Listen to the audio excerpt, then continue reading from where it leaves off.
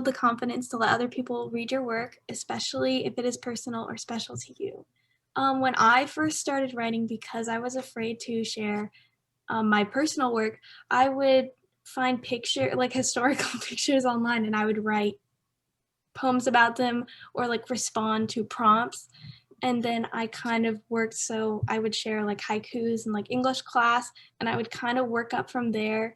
You can really build a trusting relationship with an English teacher. I found that was like the easiest thing at first, because it's sometimes easier to submit to contests because those are people you don't know reading your work, and they don't know the thoughts and feelings behind it. And sometimes it's way easier to throw it out there in that way. But I've found that you just kind of have to take a leap of faith.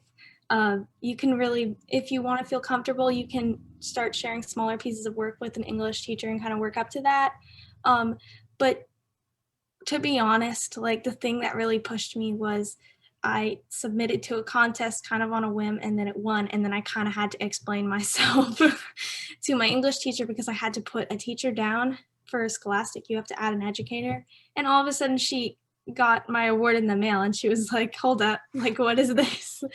And I kind of had to show her my poem, and that was kind of like the first step, and she helped me find other opportunities as well, because English teachers, especially, like if you tell them you're interested in writing, they will want to help you, and they will find tons of opportunities for you. Like even my English teacher this year, I mentioned offhand that like I submit to contests sometimes, and she found me a ton to apply to. So definitely just talking to someone about it. It can be really scary, trust me, I know, but it really is the best decision you could possibly make for your writing. Okay, so how do you manage studies and writing? Okay, so in my country, studies are very intensive, and honestly, I barely have time to write, and it really sometimes makes me sad because I want to write constantly. But something I've found helpful is that whenever I have a break for myself, I just write whatever's on my mind, or whenever like I have a free period in school, or whenever the class isn't that interesting, I draw it on the back of my notebooks. And sometimes when like after exam weeks or whatever, you just find the time to like chill out and relax, and then you can look at all the stuff that you wrote and maybe formulate a piece of writing that you know, you gathered from all the notes that you wrote. And I know that sometimes you can't really manage between studying and writing, but that's completely fine and that's valid. Like focus on your studying first, of course, and whenever you have time, like just try to give yourself that time to write. And about the teachers, like I can't really help you much with that. Like you just have to find that English teacher that really likes you. Like I just grew a good relationship with my 8th grade English teacher, and I share my writing with him till now. So yeah, that's pretty much all I have to say. Yeah, I think so. Like, if I could add on, I think Celine covered it perfectly. I personally don't go to like I go to a STEM school in the States, so I feel you. Like, there's not a lot of emphasis on creative writing or like anything creative really.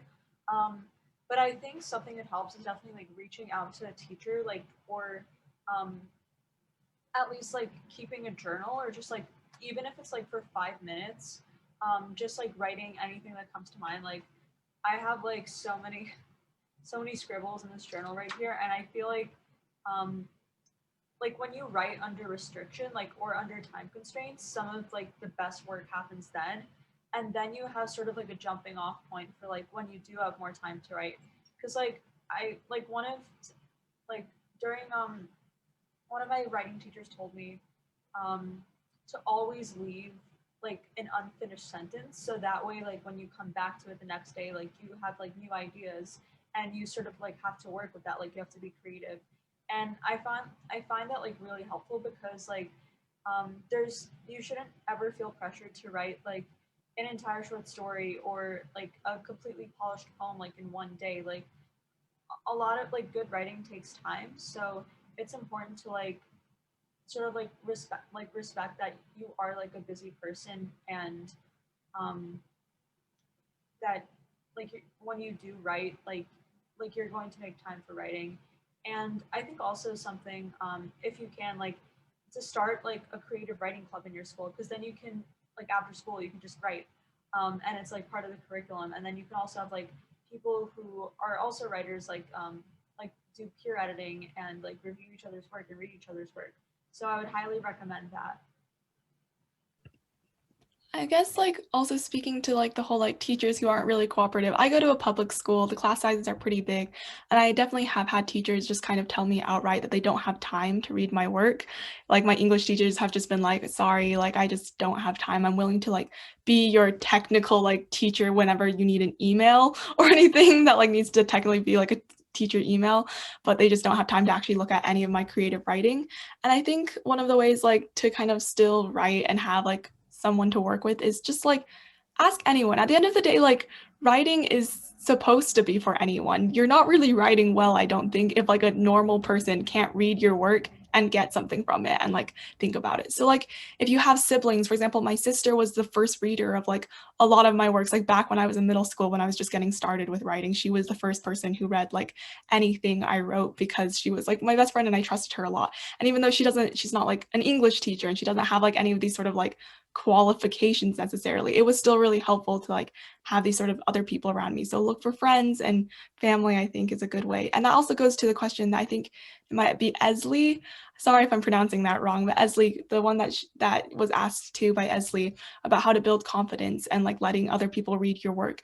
Sometimes it's kind of comfortable. Sometimes it's like a little weird if they're too close to you, especially if the piece of writing you have is about them. So sometimes I don't share those pieces with them. But if you have like other pieces, I think it's a good place to start is to find someone you really genuinely trust a lot, like a good friend or a family member, and be like, hey, would you mind reading this or giving me your thoughts on like this short poem or something? Again, you can definitely come to us if you feel comfortable. We're here and we would love to help you in any way. We would love to. We would love to read your work.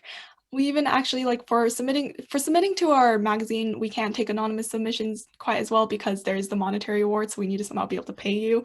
But for our Instagram submissions, we have the option of submitting anonymously. So if you're writing something and it's a little too personal, a little too close to home, then you can submit anonymously and we'll still publish those pieces.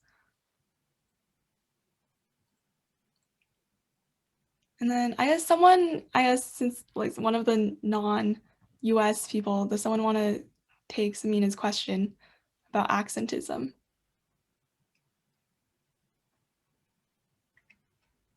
Liz, you do spoken word, right? Oh yeah, I do.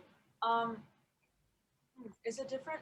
No, I think as long as like in terms of spoken word, it doesn't matter like what type of accent you have or like I guess like or like even if you have like if you like if like you started sometimes like I find like I speak like really slowly or like sometimes like I'll trip over my words.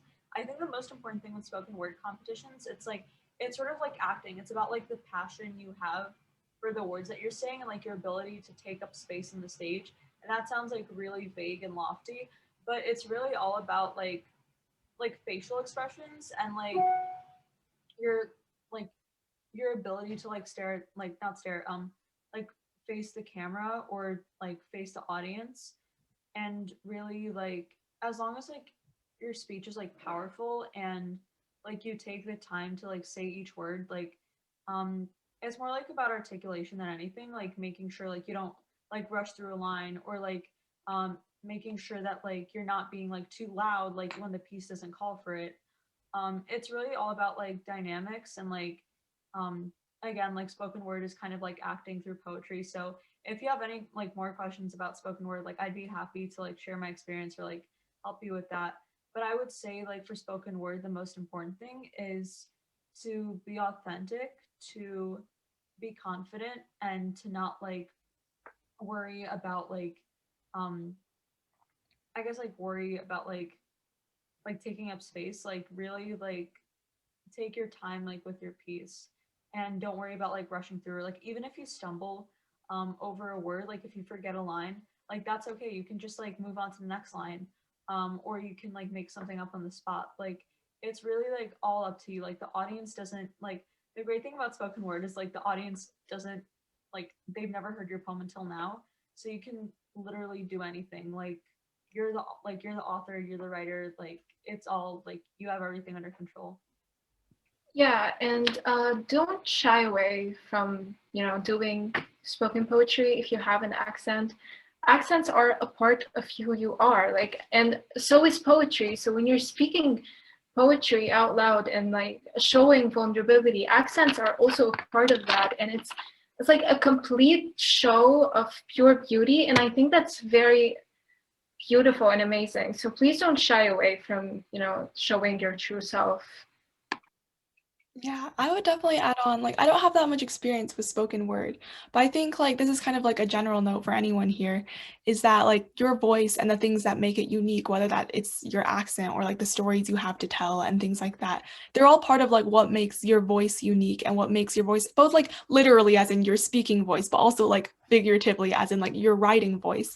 It's what makes it unique and beautiful and powerful, and it's what makes it, like, genuine and meaningful. So I would say, like, embrace your accent if you have one too, because it's part of what makes your story like your story and who you are. And yeah, so even if you're like writing and you're concerned about like your writing and you have like certain word choice that you're not super sure about because say English isn't your first language, I would say don't be like afraid of that at all. I know like a lot of people who write great poetry that's like amazing, and it might not be like standard like English when you're like thinking about it in that sort of sense, but it's genuine because it's coming from them and they're talking the way they talk. Yeah, your voice is important, and don't let a contest or program or anything tell you otherwise. Your voice and what you have to say is really important. The best poetry that I read during our program was from a girl named Femina, who didn't speak English as her first language, but her poems had the greatest imagery, and even they rhymed sometimes, and they were really powerful. And so please don't let any insecurity stop you from sharing your story, because it's really important, even if you don't think it is. Yeah, adding on to like Maddie's story about Femina. Femina was actually from Russia, and I remember I spent like quite a bit of time talking to her because we were like assigned as like roommates. We were online, but we still had like these sort of roommates to connect with.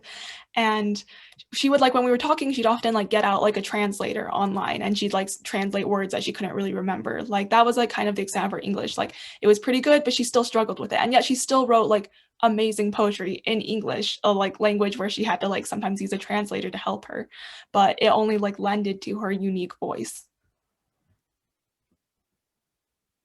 And thank you, Femina, for asking questions. Like, don't worry about how many questions you're asking. It's actually great, so we have something to talk about. But Liz, do you want to also answer a question about any platforms where you can share spoken word and get feedback? Yes. Okay. So there are a lot like in terms of like competitions or like programs. There's like a lot of cool.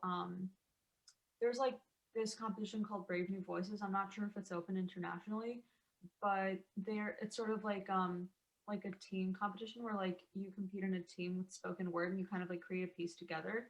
And then there's also like this thing called like Rise.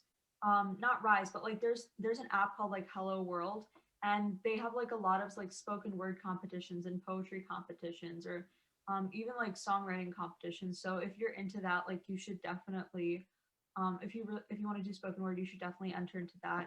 And then I know also like some literary magazines have spoken word. Um, I can't remember off the top of my head, but there's a magazine called the Incandescent Review, and I'm pretty sure they have spoken word. Um, we can like definitely like do more research and like see what magazines like do spoken word. But um, even if like you don't want to like do the competitions, like you should definitely like start um like on Instagram or like TikTok. I know on TikTok like there's like a lot of like cool spoken word videos, and um it's like a really great community, and it's kind of like a niche. So that'd be a really great chance to like practice spoken word and like get into it. And yeah, you should also start like a club at your school. I know I keep talking about like starting clubs in schools, but it's really a great way to like kind of have that like community more locally. And then also like those other like online competitions, those are really good too. Yeah, so like just like to add on, so like for general like stuff with both like spoken, I keep adding like general notes to everything. So with both like spoken word and like any sort of writing, if you don't feel like there's a lot of like platforms locally around you where you don't know where to find a platform to share your work and get feedback, I think it's always like it might be like a little tough at first. It might be like a little bit out of your comfort zone, but to just make one yourself, like go find some people, either hunt them down on the internet or find them in your own personal life, people that you know who might be interested, and just be like, hey, do you want to just have a small group of like people where we'll share our works? I'll do like some spoken word poetry for you guys, and you guys can give me some feedback, or like I'll share some poetry with you or a short story with you, and we can all just like be friends together. And it's like a chill way to, I guess, like start, because it's low stakes but it's fun, and you learn a lot, I think, from those sort of relationships that you build.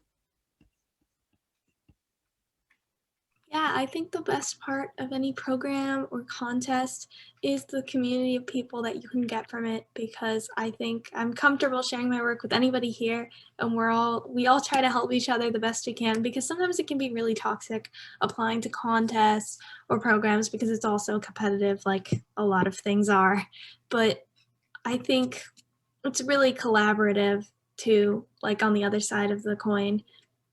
Just to remember that don't derive your validation from anything. We've all been rejected, we've all lost, and that hasn't stopped us from trying to share our voice no matter what. Like, they won't stop me, even if I get rejected or I lose or anything, if you want to think about it that way.